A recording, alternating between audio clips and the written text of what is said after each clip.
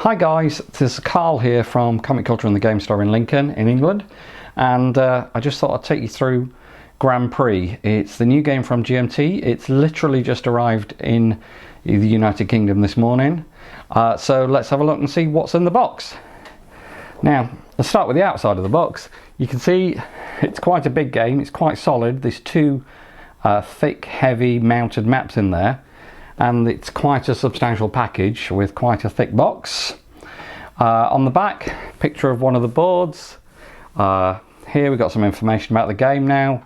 If you've played Thunder Alley before, you'll have a very good start on playing this one because it's based on the same system, designed by the same people, Jeff and Carla Horger. 14 ages, sorry, not 14 players. 2 to 11 players, 60 to 90 minutes playing time. I liked Thunder Alley quite a lot. I'm not massively into Daytona 500 style racing. I can't remember, NASCAR I think it's called.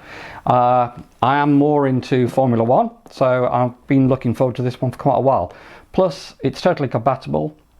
If you've got Thunder Alley, you can use the maps with this game and vice versa. Okay, let's have a look what's in the box. Get the lid off, always a tricky thing. Okay, rules of play. 20 pages. They've got a reasonable amount of colour in there. In fact, you just describe them as full colour.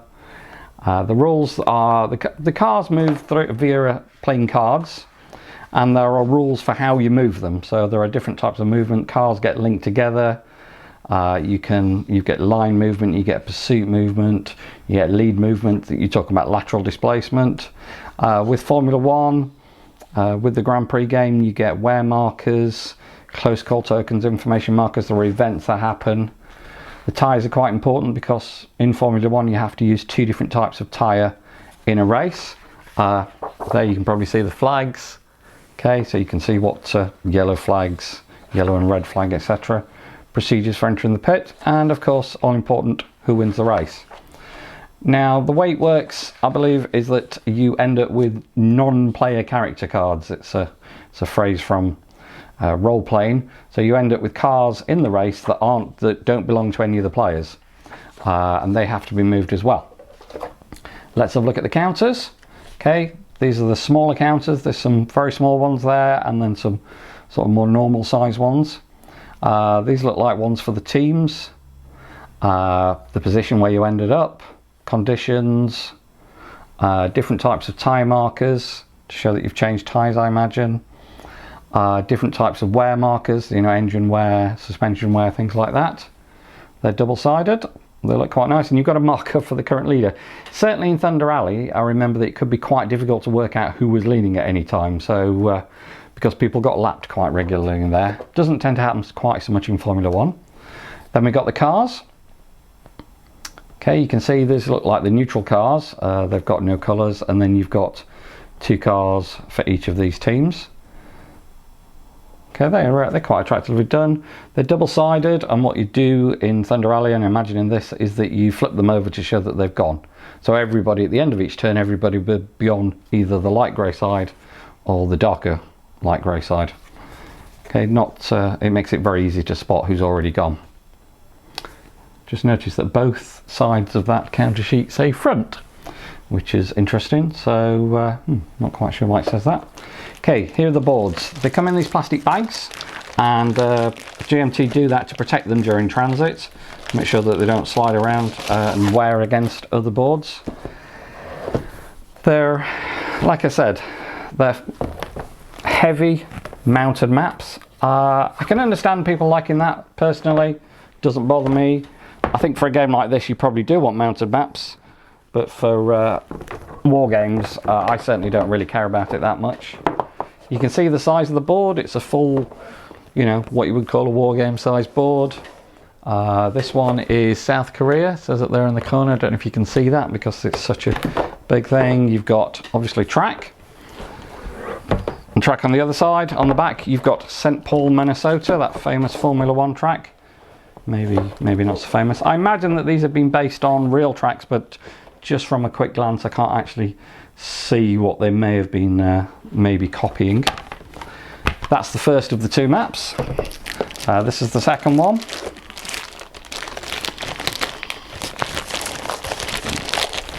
I won't be putting them back in the bag when I finished, I don't think, because it is a pain getting them in and out. This, to me, I'm better with maps than I am with these kind of things. So, okay, there we got Spain apparently. I'm going to lay that out so that you can see that a little bit more.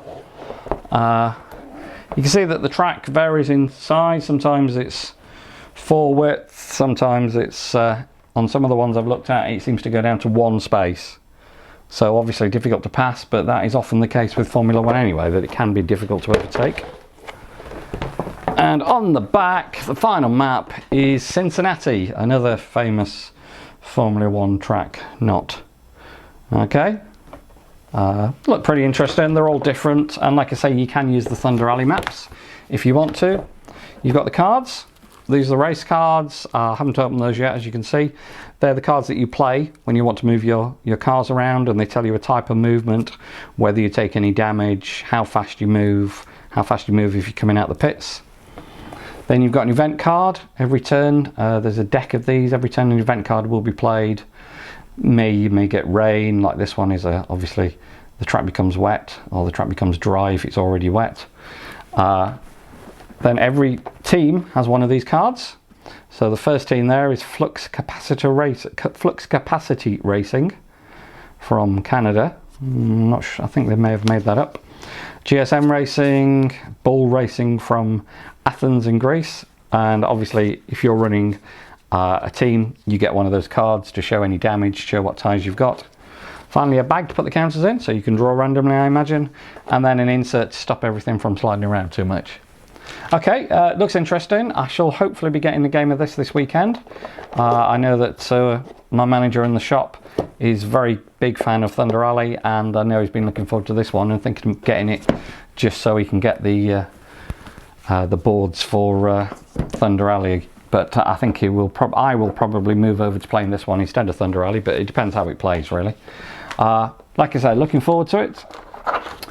Looks like quite a substantial package. Certainly having the mounted boards makes it a very heavy package, so if you're shipping this, remember that. Hope you've enjoyed seeing what's in the box, and don't forget to subscribe to our channel. We moved over to a new channel now. We're under the name Comic Culture because that's the name of our shop. And I hope you'll join me there for more videos. I've transferred all the old videos across, and I'll be making new ones as new stuff comes out, which should be quite a lot, bearing in mind it's Essen soon. Okay, thanks very much for watching. This is Carl from Comic Culture and the Game Store saying goodbye. Goodbye.